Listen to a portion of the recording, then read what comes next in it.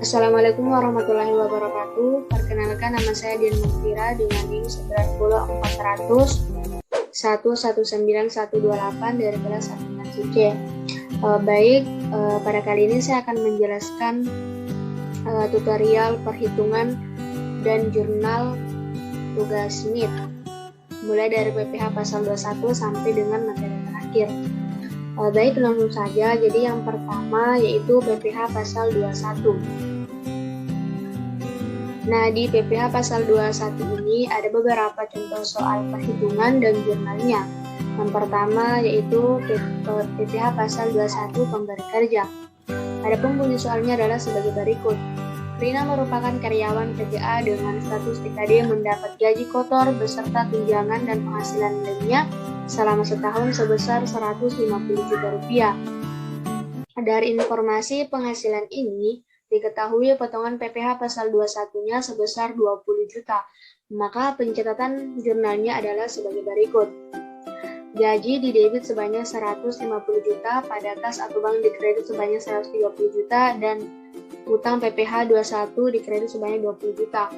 Nah, gaji didebit sebanyak 150 juta didapatkan dari informasi yang telah diberikan pada soal, dan utang PPH 21 sebanyak 20 juta juga didapatkan dari informasi yang telah diberikan oleh soal. Nah, untuk kasnya itu didapatkan dari hasil pengurangan 150 juta dan 20 juta menghasilkan 120 juta. Jadi, kas atau bank yang keluar atau yang dikreditkan itu sebanyak 120 juta. Nah, untuk pajak penghasilan pada jurnal di atas harus dilunasi oleh si pemberi kerja tanpa dilakukan perhitungan atau jurnal dengan pajak lainnya. Maka jurnalnya adalah sebagai berikut. Utang PPH 21 didebit sebanyak 20 juta dan utang PPH 21 didebit sebanyak 20 juta, pada kas atau bank dikredit sebanyak 20 juta. Selanjutnya contoh soal kedua PPH pasal 21 yaitu penerima kerja. Bunyi soalnya adalah sebagai berikut. Citra merupakan karyawan PT Sutra dengan status TKD mendapat gaji kantor beserta mendapat gaji kotor beserta tunjangan dan penghasilan lainnya selama setahun sebesar 90 juta. Dari informasi penghasilan ini diketahui potongan PPH pasal 21 sebesar 22 juta, maka pencatatan jurnal PPH 21-nya adalah sebagai berikut. Yaitu kas atau bank didebit sebanyak 68 juta dan utang PPH 21-nya sebanyak 22 juta didebit, pada gaji dikredit sebanyak 90 juta. Nah, jadi seperti yang telah diinformasikan pada soal, di mana utangnya itu sebanyak 22 juta dan gajinya sebanyak 90 juta. Maka kasnya didapatkan dari pengurangan 90 juta dikurang 22 juta menghasilkan 68 juta. Jadi kas yang didapatkan adalah sebanyak 68 juta. Nah, saat menyetor PPH 21 ke negara, maka jurnalnya adalah sebagai berikut. Utang PPH sesuai yang telah diterakan di soal yaitu sebanyak 22 juta didebit, pada kas atau bank dikredit sebanyak 22 juta pula. Nah, selanjutnya adalah contoh soal perhitungan dan jurnal PPH pasal 22. Yang pertama adalah PPH pasal 22 atas impor. Bunyi soalnya adalah sebagai berikut. PT ABC, perusahaan yang telah mempunyai API dan NPWP, membeli mesin dari Jerman dengan harga 1.800.000.000 dengan cara kredit. Biaya masuk sebesar 5% dan PPN impornya sebanyak 10%. Maka bagaimanakah pencatatan yang harusnya dibuat oleh si PT ABC ini? Maka perhitungannya adalah sebagai berikut. Nah, harga mesin kan 1.800.000.000. Nah, biaya masuknya sesuai yang telah diinformasikan pada soal yaitu sebanyak 5%. Maka 1.800.000.000 ini kita kalikan dengan 5%, maka menghasilkan 90 juta rupiah. Selanjutnya, dasar pengenaan PPH 22 dan PPN-nya itu didapatkan dari penjumlahan harga mesin dan biaya masuk. Maka didapatkanlah 1.890.000.000. Selanjutnya adalah perhitungan PPN impor 10%. Nah, 1.890.000.000 ini kita kalikan dengan 10%, maka menghasilkan 189 juta rupiah. Nah, selanjutnya PPH pasal 22 yang mempunyai API 2,5%. Nah, PPN impor sejumlah 189 juta kita kalikan dengan 2,5% menghasilkan 47.250.000 rupiah. Nah, apabila si PT ABC ini tidak mempunyai NPWP, maka perhitungannya adalah sebagai berikut.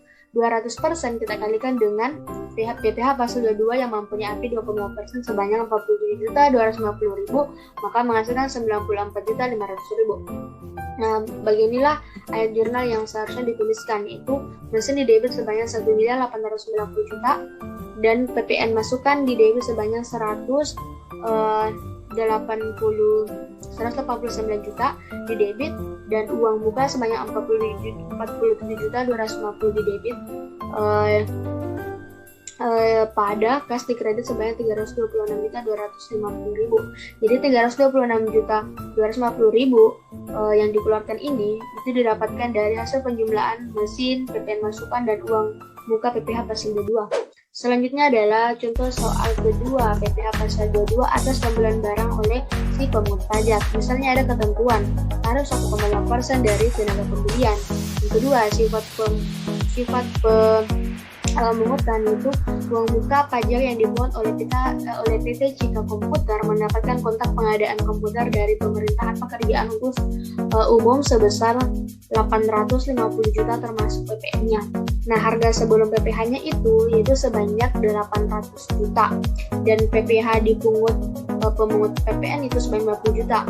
Nah, kita jumlahkan antara harga sebelum PPh dan PPh dipungut pemungut PPN. Maka menghasilkan 850 juta. Jadi 850 juta ini merupakan total dari pembelian termasuk PPN. Nah, selanjutnya perhitungan PPh pasal 2-nya. Itu 1,5% kita kalikan dengan 800 juta menghasilkan 12 juta. Nah, jurnal pada waktu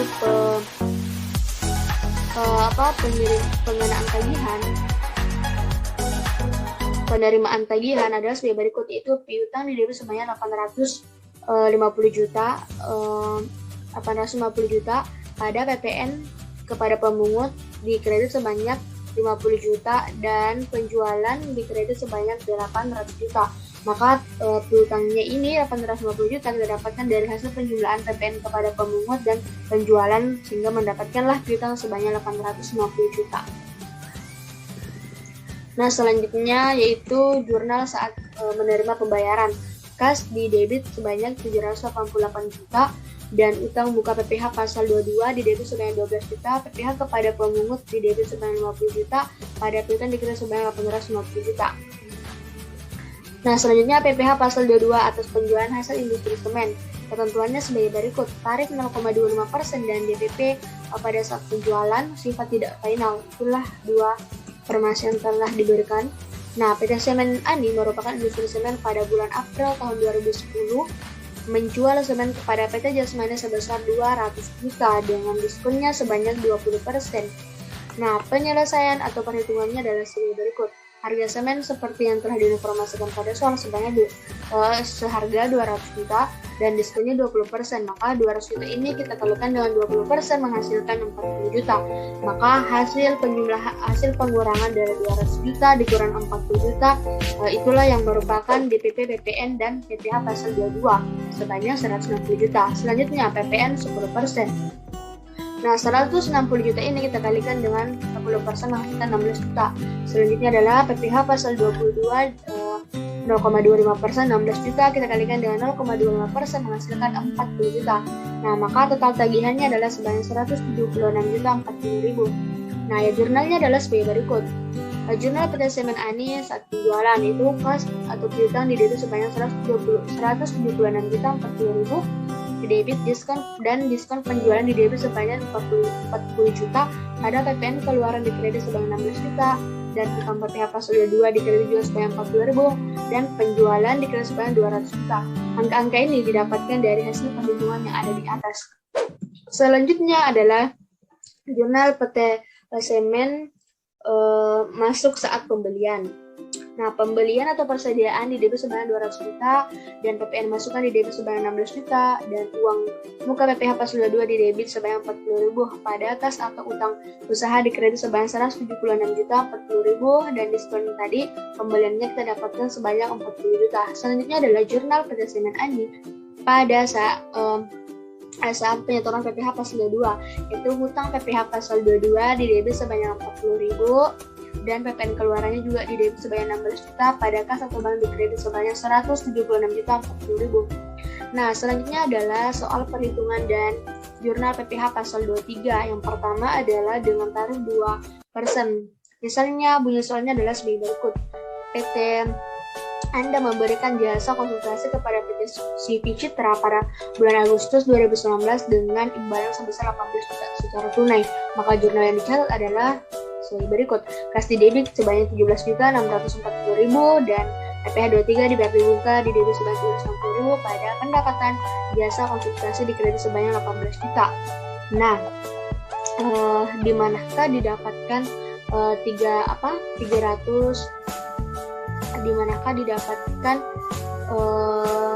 pendapatan jasa konsultasi ini didapatkan dari informasi yang telah diberikan di soal sebanyak 18 juta. Nah, kemudian untuk PPh 23 dibayar dibuka itu didapatkan dari hasil 18 juta ini dikalikan dengan berapa? 2%, maka menghasilkan 260.000. Nah, di pengurangan ini itulah kas yang dikeluarkan sebanyak 17.640.000. Tarif 15% adalah sebagai berikut. Misalnya soalnya yaitu rapat umum pemegang saham atau LPS PT Sejahtera mengumumkan pembagian dividennya sebanyak 2 miliar. PT Purwaka memiliki 10% saham PT Sejahtera dan PT Purwaka adalah orang pajak atas dividen, uang pajak atas dividen yang dimilikinya tidak berlaku ketentuan PPh pasal 4 ayat 2 berdasarkan ketentuan Undang-Undang PPh nomor 36 tahun 2008. Penghasilan berupa dividen dikenakan PPh pasal 23 dengan tarif 15% dan penghasilan bruto. Kepemilikan PT Purwaka adalah 10% sehingga dividen yang menjadi hak PT Purwaka adalah sebanyak 200 juta. Nah, 2 miliar ini dikenakan 10%. Itulah PT Purwaka mendapatkan dividen sebanyak 200 juta dari hasil perkalian 10% dikali dengan 2 miliar. Nah, jumlah PPh pasal 3 yang dipotong adalah sebanyak 30 juta. Nah, jurnalnya adalah piutang dividen didebit sebanyak 120 juta dan PPh 23 dibayar dibuka 30 juta juga didebit pada pendapatan dividen dikredit sebanyak 200 juta.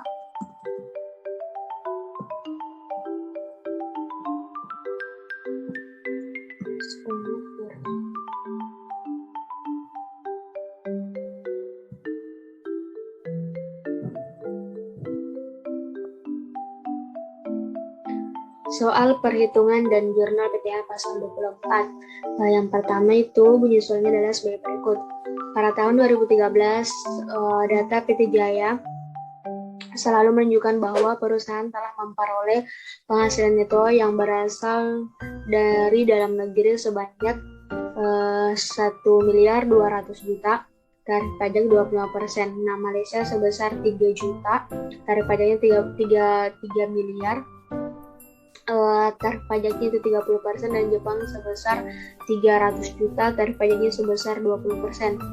Nah, hitunglah besarnya maksimum kredit pajak serta nilai yang dapat dikreditkan. Buatlah pula jurnal untuk mencatat penerimaan penghasilan yang berasal dari luar negeri serta jurnal saat dilakukannya perhitungan PPh di akhir tahun.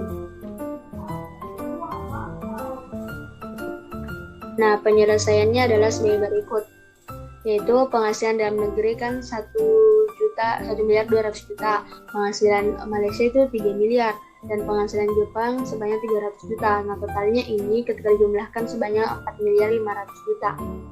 Nah, selanjutnya kita cari beban PPh badannya, yaitu sesuai dengan ketentuan 25% dikali dengan total penghasilan neto atau penghasilan kena pajaknya sebanyak 4.500.000.000, maka menghasilkan sebanyak 1.125.000.000. Kedua, karena tarif pajak di Malaysia sebesar 30% atau lebih besar dari Indonesia 25%, maka batas maksimum kredit pajak Malaysia itu sebanyak 25%, kita kalikan dengan 3 miliar sebanyak 750 juta. Nah, selanjutnya adalah beban pajak yang dibayarkan Malaysia yaitu 30% dikalikan dengan 3 miliar sebanyak 900 juta. Nah, nilai pajak yang dapat dikreditkan itu sebanyak 750 juta. Selanjutnya yaitu karena tarif pajak di Jepang 20% lebih kecil dari yang ada dalam negeri, maka dikalikanlah 300 juta dibagi dengan 4.500.000 dikali dengan 1.095 juta menghasilkan 75 juta. Nah, beban pajak yang dibayarkan itu di Jepang sebanyak 20% dikali dengan 300 juta menghasilkan 60 juta. Nah, nilai pajak yang dapat dikreditkan yaitu 60 juta. Sehingga total nilai pajak yang dapat dikreditkan sebanyak 810 juta didapatkan dari hasil penjumlahan 750 juta ditambah dengan 60 juta. Dan jurnalnya adalah sebagai berikut. Jurnal saat penerimaan penghasilan dari Malaysia, kas di debit sebanyak 2.100 juta dan pajak dibayar di muka PPh 24 di debit sebanyak 900 juta pada pendapatan jasa, dividen atau bunga dikredit sebanyak 3 miliar.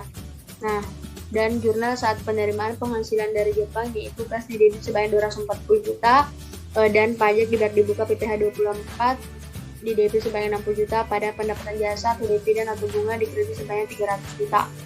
Nah, selanjutnya itu jurnal saat perhitungan PPh tahun. Beban pajak di debit sebanyak 1.125 juta, pada utang pajak dikredit sebanyak 315 juta dan pajak dibayar di muka PPh 24 dikredit sebanyak 810 juta. Nah, selanjutnya beban pajaknya di debit sebanyak 15 juta, pada pajak dibayar di muka PPh 24 dikredit sebanyak 15 juta. Selanjutnya adalah soal perhitungan dan jurnal PPh pasal 25. Itu bunyi soalnya adalah sebagai berikut. Perhitungan angsuran PPh pasal 25 ayat 1 bagi wajib pajak badan. Pajak penghasilan terutang untuk PT Merdeka berdasarkan tahun PPh tahun 2009 sebesar 125 juta.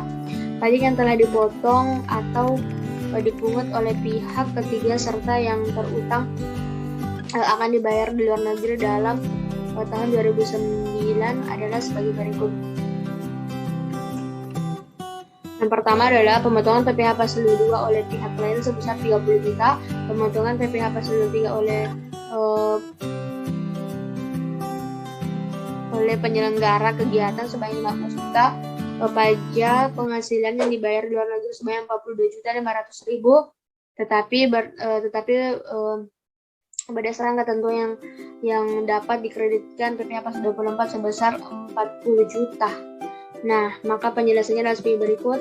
Angsuran PPh pasal 25 ayat 1 tahun 2010 adalah PPh terutang berdasarkan SPT tahun PPh tahun 2012 kan tadi sebanyak 125 juta seperti yang telah diinformasikan pada soal, dan kredit pajaknya adalah sebagai berikut.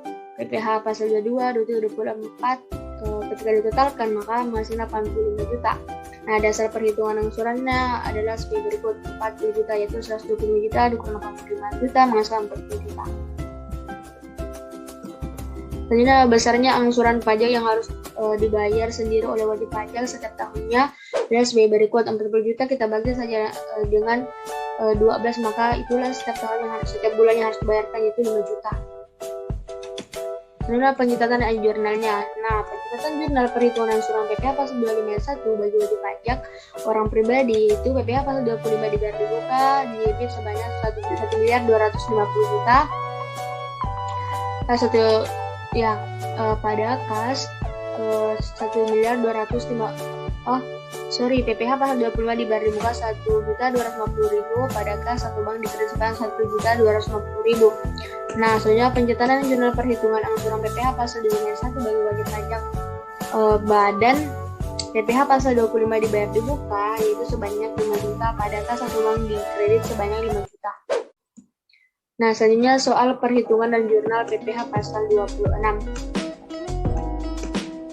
Contoh yang pertama yaitu pegawai asing yang berada di luar Indonesia kurang dari 153 hari pada tanggal 18 Oktober 2009 PT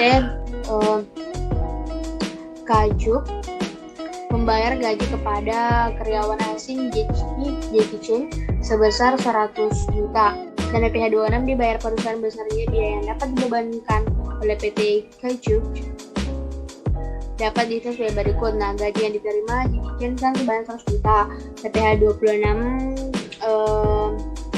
180 kali 100 juta yaitu 125 juta. Nah, jurnalnya adalah sebagai berikut. Nah, beban gaji didebit sebanyak 125 juta, ada utang PPh pasal 26 dikredit sebanyak 25 juta, dan kas atau bank dikredit sebanyak 100 juta. Selanjutnya yaitu utang PPh 26 didebit sebanyak 25 juta, pada kas dikredit sebanyak 25 juta. Contoh yang kedua yaitu PT HKL membayar angsuran kepada JEJ yang berada di Malaysia dengan nilai 15 juta pada tanggal 5 Januari 2009 dengan diterima PT HKL harus memotong PPh 26 sebanyak 20% dikali 50% dikali 15 juta menghasilkan 1.500.000. 50% karena membayar premi angsuran. Nah, maka jurnal untuk PPh PT HKL adalah sebagai berikut. Nah, asuransi dibayar di muka sebanyak 1.500.000 didebit pada utang PPh 26 dikredit sebanyak 1.500.000. Nah, yang kedua jurnalnya adalah membayar PPh 26 paling lambat disetorkan kas negara pada tanggal 10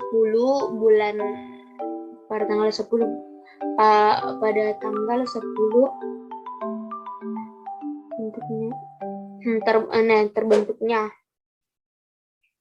yaitu pada tanggal 10 bulan 2 2009. Nah, utang PPh 26 didebit sebanyak 1.500.000 pada kas atau bank dikredit sebanyak 1.500.000 pula. Nah, contoh ketiganya PT Roda 3 menggunakan jasa konsultasi dan dari Australia. Jumlah yang harus dibayarkan berdasarkan kontrak adalah sebesar 600 juta. Atas transaksi ini, PT 3 Roda harus memungut sendiri PPN atas pemanfaatan jasa kena pajak atau JKP dari luar daerah sebesar 10 dari luar daerah pabean sebesar 10%, yaitu 600 juta. 60 juta 10% dikali 600 juta menghasilkan 60 juta dan memotong PPh pasal 26 atas pembayaran ke Australia sebesar 20% dikali 600 juta sebanyak 120 juta. Nah, maka jurnal yang dicatat oleh PT Roda 3 adalah sebagai berikut. Beban jasa konsultasi 600 juta didebit dan PPN masukan didebit 60 juta, pada utang PPh pasal 26 dikredit sebanyak 120 juta dan kas dikredit sebanyak 540 juta.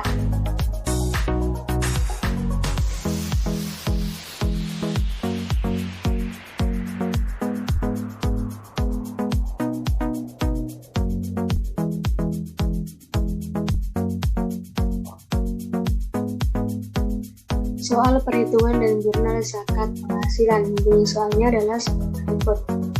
Jika seorang karyawan menerima gaji sebesar 10 juta rupiah per bulannya dengan zakat penghasilan yang perlu dibayarkan adalah 2,5%, maka perhitungannya adalah 10 juta dikali dengan 2,5% menghasilkan 250.000 per bulan. Maka jurnalnya itu zakat penghasilan didebit sebanyak 10 juta pada pendapatan bruto 750 juta dikredit dan kas di kredit sebanyak 50 juta. Jadi sesuai dengan yang tertera pada soal, yaitu di mana zakat penghasilan yang didapatkan per bulannya adalah 10 juta, maka kas yang dikeluarkan itu adalah 250.000 dan pendapatan bruto yang didapatkan yaitu merupakan hasil dari pengurangan 10 juta dikurang 250.000 menghasilkan 750.000. Nah, selanjutnya adalah soal perhitungan zakat perorangan. Yang pertama yaitu zakat mal. Bunyi soalnya adalah sebagai berikut. Bapak Bina selama 1 tahun memiliki harta yang tersimpan, baik itu emas, perak, uang, senilai 200 juta. Jika harga emas saat ini adalah 650.000 per gramnya, maka zakatnya senilai 52.570.000, sehingga Bapak Bina setelah wajib zakat mal yang perlu Bapak Bina tunaikan adalah sebagai berikut, itu 2,5% dikali 200 juta menghasilkan 5 juta. Nah, zakat fitrah harga beras dan makanan pokok lokal yang biasa kita makan dan layak konsumsi di pasar rata-rata itu harganya 10.000. Maka zakat fitrah yang harus dibayar setiap orang adalah sebesar 25.000, yaitu 2,5 dikali harga beras. Misal harga beras itu 10.000, maka 2,5 dikali 10 menghasilkan 25.000.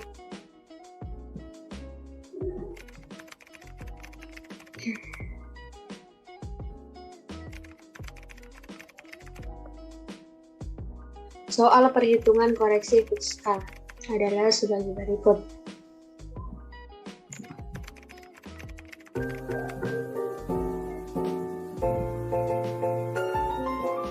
PT ABC bergerak di bidang jual beli barang elektronik. Perusahaan menggunakan metode LIFO untuk menghitung nilai persediaan dan metode garis lurus untuk menghitung penyusutan akhir tetap. Umur ekonomi semua aktiva tetap diasumsikan 15 tahun untuk mesin dan 5 tahun untuk semua alat kantor dengan nilai residu dengan tanpa nilai residu. Nah, berikut ini adalah laporan laba rugi dari PT ABC per 31 Desember 2010.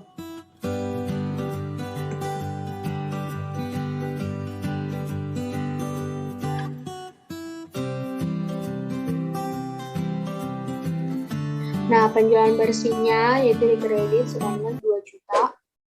Nah, harga pokok penjualannya persediaan awalnya 741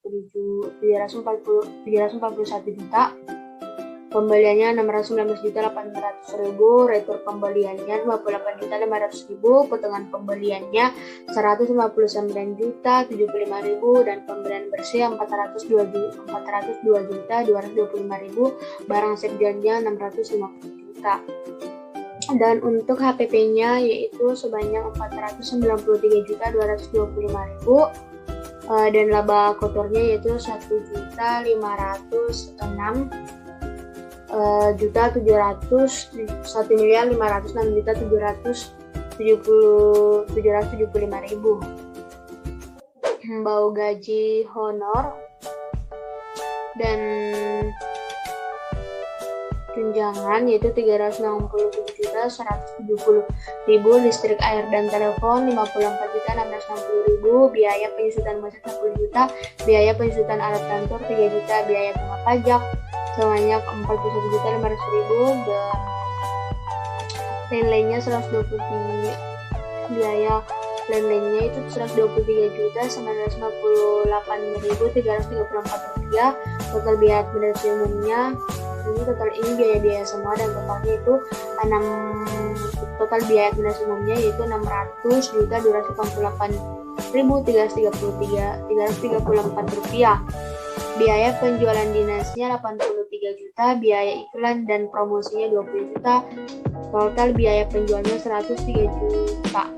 Nah, penghasilan bunga depositonya 10 juta, penghasilan dividennya 163.800.000, total penghasilan lainnya 133.800.000, dan laba bersihnya sebanyak 977.286.666 rupiah. Nah, ini sebagai berikut keterangannya.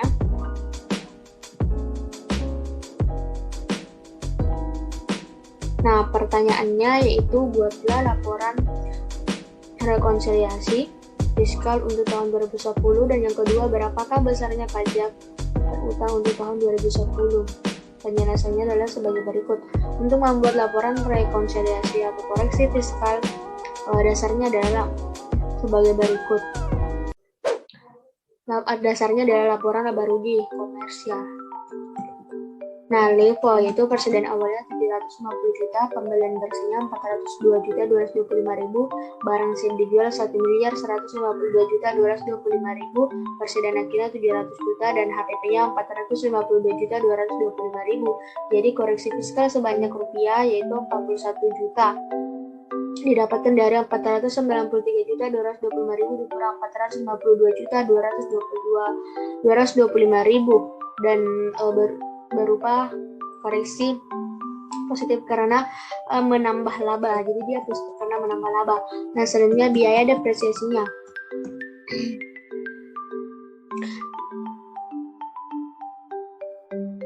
Yaitu mesin depresiasi per tahunnya yaitu 100 juta dibagi 8 menghasilkan 12.500.000 per tahunnya.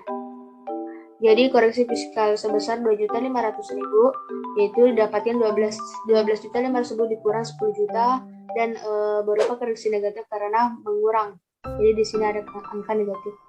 Nah, selanjutnya adalah alat kantor, yaitu depresiasi per tahunnya 10 juta dibagi 4, penghasilan 2.500.000. Jadi koreksi fiskalnya yaitu sebanyak 500.000 didapatkan dari 3 juta dikurang 2.500.000 dan berupa koreksi positif karena tertambahlah banyak. Nah, biaya listrik, air, dan telepon sebesar 10% digunakan untuk rumah, maka yaitu sebanyak 5.466.000 didapatkan dari 10% dikali 54.600.000. Nah, harus dikoreksi positif karena biayanya untuk kepentingan pribadi, tidak diakui sebagai biaya. Fiskal luar negerinya sebesar 10 juta harus dikoreksi positif juga karena termasuk pembayaran pajak juga. Namun biaya ini nantinya dapat menjadi kredit pajak. Nah, selanjutnya biaya sumbangan kepada panti asuhan itu sebanyak 9 juta itu juga harus dikoreksi positif, dan bunga pajak tidak boleh sebagai biaya sehingga akan dikoreksi positif. Penghasilan bunga deposito harus dikoreksi negatif karena penghasilan yang terkena pajak ini harus dikoreksi negatif karena penghasilan yang terkena pajak fiskal. Bedanya keterangan di atas kita tidak dapat membuat laporan akuntansi atau koreksi fiskal. Berdasarkan keterangan di atas kita dapat membuat laporan keuangannya. Maksud saya. Nah, inilah laporan rekonsiliasi atau koreksi fiskalnya sebagai berikut.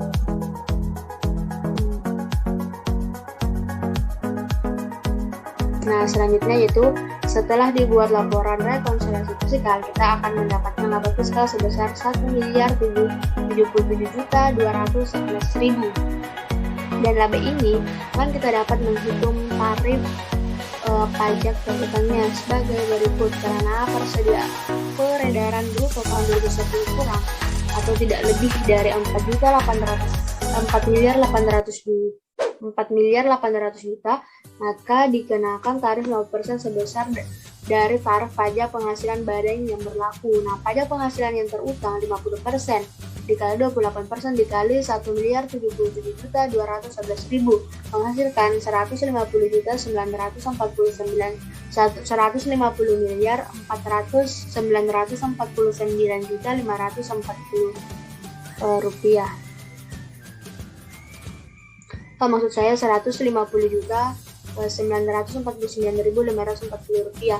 Nah, pajak terutang setahun yaitu 150.949.540 rupiah. Nah, kredit pajaknya yaitu sebagai berikut. Nah, PPh pasal 22-nya kan 5 juta, PPh 23-nya 10 juta, PPh 25-nya yaitu 15 juta. Nah, totalnya ini adalah kredit pajak sebanyak 30 juta. Nah, pajak kurang atau lebih bayarnya itu 120.949.540.000. Itu didapatkan dari 150.949.540 rupiah dikurang 30 juta. Selanjutnya adalah jadi besarnya PPh terutang untuk tahun pajak 2010 adalah sebesar 120.949.540 rupiah.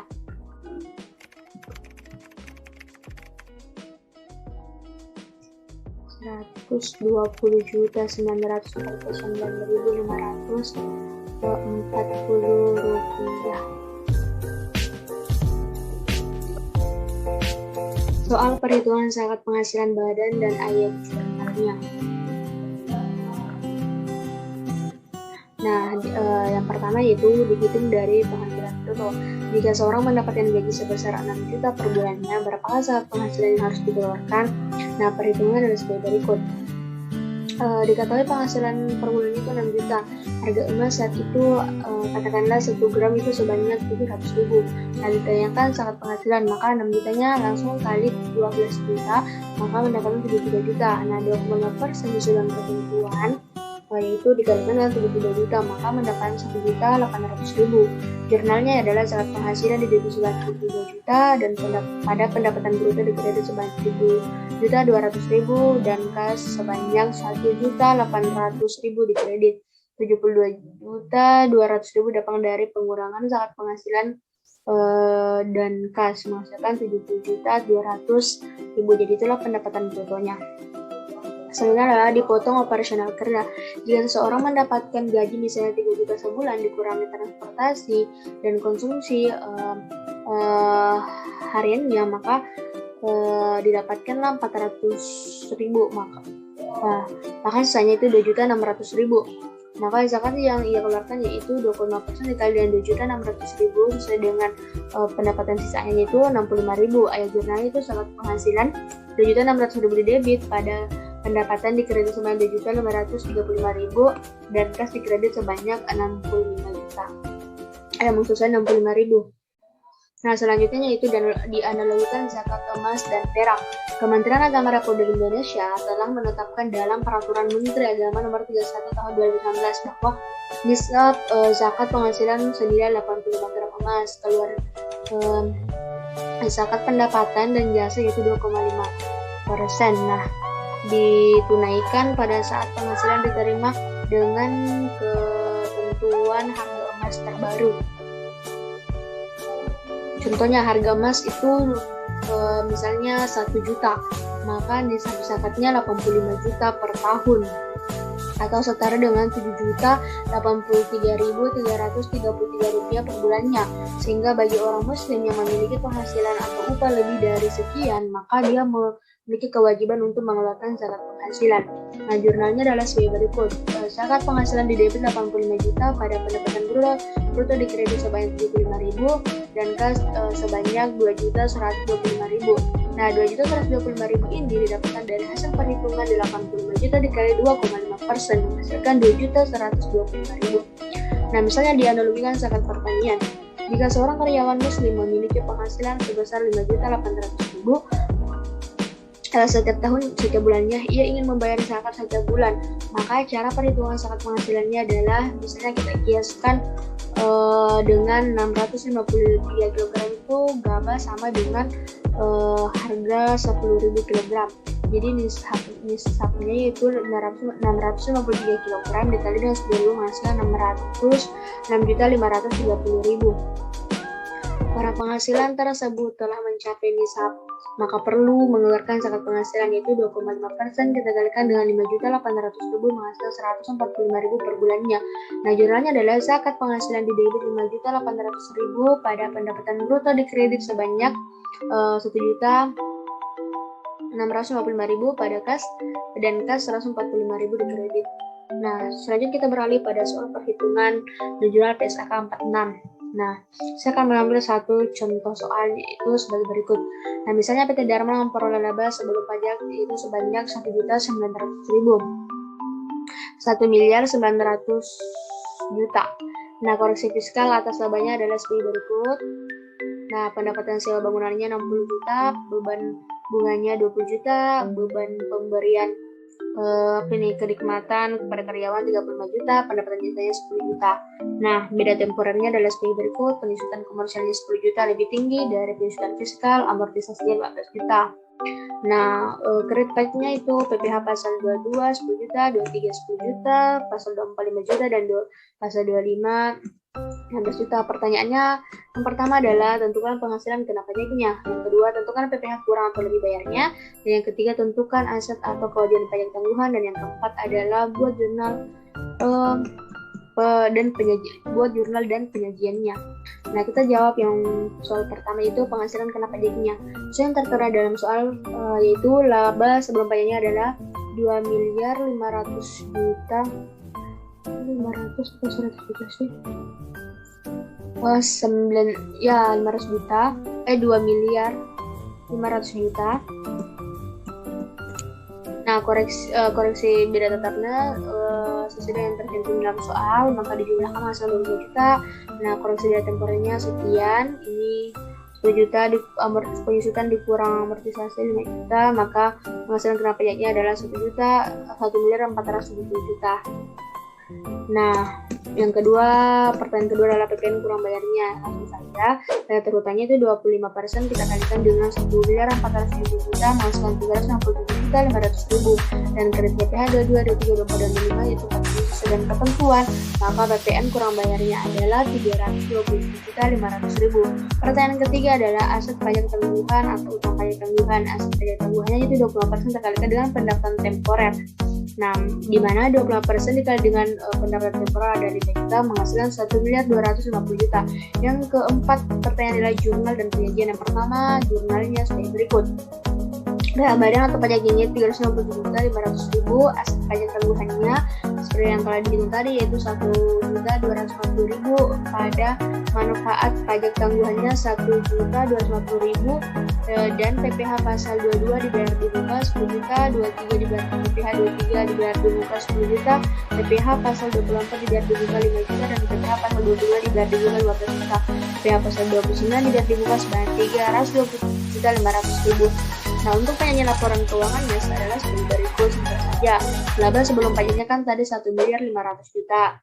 Nah, beban pajaknya 367.500.000, pajak tanggungan 1.250.000, maka totalnya ini sebanyak 396.750.000. Hasil pengurangan dari 1.500.000.000 dikurang 396.250.000 menghasilkan laba bersih total PPh yaitu 1.133.750.000. Nah, selanjutnya kita beralih ke perhitungan selanjutnya itu PPN dan PPNBM. Nah, yang pertama adalah jurnal PPN untuk untuk penjualan tunai. Yang pertama itu perusahaan kena pajak A menjual tunai barang kena pajak kepada pengusaha kena pajak B dengan harga 25 juta, maka PPN perutannya yaitu rumus PPN adalah dasar pengenaan pajak dikali dengan tarif pajak, maka 25 juta dikali dengan 10% yaitu 2.500.000. Nah, jurnalnya untuk pengusaha adalah kas di debit sebanyak 27.500.000, pada penjualan di kredit sebanyak 25 juta, dan PPN keluaran di kredit sebanyak 2.500.000. Dan untuk jurnal pengusaha kena pajak B itu pembelian di debit sebanyak 25 juta dan PPN masukan di debit sebanyak 2.500.000, pada kas di kredit sebanyak 27.500.000. Selanjutnya adalah jurnal PPN untuk penjualan kredit. Karena tadi penjualan secara tunai, maka ada penjualan secara kredit. Adalah sebagai berikut. Pada tanggal 1 November 2018, PT ABC menjual BKP secara kredit seharga 3 juta ditambah PPN-nya 10% sebesar 350 juta. BKP telah diserahkan namun faktur belum dibuat, maka pencatatannya adalah sebagai berikut. Berita undangan di debit sebanyak 3.850.000, pada penjualan di kredit sebanyak 3.500.000, dan PPN keluaran belum difakturkan sebanyak 350.000. Nah, ketika telah difakturkan, maka jurnal sebagai berikut. PPN keluaran belum difakturkan 350.000 di debit, pada PPN keluaran 350 pula di kredit. Nah, jurnal PPN jika ada pengembalian adalah sebagai berikut. Langsung saja, jurnalnya itu berikut dagang di debit sebanyak 3.850.000 di debit, pada penjualan di kredit 3.500.000, dan PPN keluaran belum difakturkan 350.000. Nah, selanjutnya adalah jurnal PPN untuk pembelian tunai. Jurnalnya itu jika bentuk soalnya adalah sebagai berikut. Pada tanggal 1 November 2018, PT ABC melakukan pembelian BKP berupa bahan baku seharga 2 juta. Nah, atas transaksi berikut, bagaimanakah jurnal PPN masukannya adalah sebagai berikut. Pembelian di debit 2 juta, PPN masukannya 200.000, kasnya 2.200.000. Nah, 200.000 ini PPN masukan didapatkan dari hasil perkalian 2 juta dikali 10% menghasilkan 200.000. Jurnal PPN masukan untuk pembelian secara kredit dengan soal yang sama, maka jurnalnya itu adalah pembelian di debit sebanyak 2 juta, kemudian PPN masukan belum difakturkan juga di debit sebanyak 200.000, pada utang dagang 2.200.000 di kredit. Jadi contoh soalnya sama, cuman yang membedakan adalah jenis PPN-nya. Ada pembelian secara tunai, ada penjualan secara tunai, penjualan kredit, dan ada pembelian secara kredit. Jadi langsung saja saya sebutkan jurnalnya. Nah, kita beralih ke jurnal PPNBM untuk transaksi pengemasan barang mewah, penjualan barang mewah. Nah, misalnya PT ABC menjual barang kena pajak PBKT yang tergolong mewah dengan tarif PPNBM 20%. Nilai penjualan transaksi tersebut adalah sebesar 50 juta. Nah, perhitungan PPN-nya adalah sebagai berikut. Harga jualnya 50 juta, PPN 10% dikali dengan 50 juta tadi menghasilkan 5 juta. Maka PPNBM 20%-nya dikali dengan 50 juta menghasilkan 10 juta. Nah, ini di total menghasilkan 60 juta. Nah, jurnalnya adalah sebagai berikut. Gas di debit 65 juta, pada penjualan di kredit 50 juta, PPN keluaran 5 juta, PPNBM yang masih harus dibahas 10 juta. Jadi angka-angka ini kita dapatkan dari hasil perhitungan tadi. Nah, ini soalnya juga sama. Bentuk soalnya juga sama. Nah, jadi kita langsung saja beralih ke soal perhitungan dan jurnal PBB. Nah, ini cukup mudah perhitungannya. Misalnya kita ke contoh soal satu saja. Wajib pajak A mempunyai sebidang tanah dan bangunan NJOP-nya selama 20 juta dan NJOP PTKP-nya untuk daerah tersebut 12 juta. Maka besarnya pajak yang terutang adalah langsung saja 0,5% dikalikan dan 20% dan dikalikan dengan hasil pengurangan 20 juta dikurang 12 juta maka menghasilkan 8 juta. Nah, contoh kasus kedua. Nah, Pak Amin memiliki rumah seluas 50 meter yang berdiri di atas sebidang tanah seluas 100 meter persegi. Diketahui harga bangunan tersebut adalah 500 juta rupiah, sedangkan harga tanah tersebut adalah 1 juta. Jadi, berapakah PBB yang harus dibayarkan oleh Pak Amin ini? Nah, langkah yang pertama yang mesti kita lakukan adalah kita cari dulu, kita hitung terlebih dahulu nilai bangunan dan tanahnya. Yaitu kita cari bangunannya 50 meter dikali 500 ribu menghasilkan 25 juta dan tanahnya 100 meter dikali 1 juta menghasilkan 100 juta. Nah, langkah kedua setelah itu adalah kita mencari NJOP-nya. NJOP-nya didapatkan dari hasil penjumlahan nilai bangunan dan nilai tanah yaitu sebanyak 125 juta. Nah, selanjutnya langkah 3 adalah ketika diketahui NJOP-nya maka kita akan menghitung PBB-nya, bisa langsung dihitung. Nah, NJKP kan 20% dikali 125 juta yang didapatkan dari NJOP-nya. Nah, hasil perkalian sebanyak 25 juta. Nah, tanah 0,5% dikali 20 juta menghasilkan 125 ribu. Nah, itulah PBB-nya. Selanjutnya kita beralih ke soal BPHTB. Nah, misalnya Tuan Budi membeli tanah dan bangunan dengan nilai perolehan objek pajaknya 70 juta, sedangkan nilai perolehan objek pajak tidak kena pajak yang berlaku di Kabupaten Lewat tersebut adalah 60 juta dan tarif pajaknya 5%. Maka perhitungan adalah seperti berikut. Nilai perolehan objek pajak kan 70 juta, nilai perolehan objek pajak tidak kena pajak 60 juta. Nah, ini kita kurangkan menghasilkan 10 juta. BPHTB yang terutang adalah 10 juta kita kali 5%, menghasilkan 500 juta. Nah, itu BPHTB. BPHTB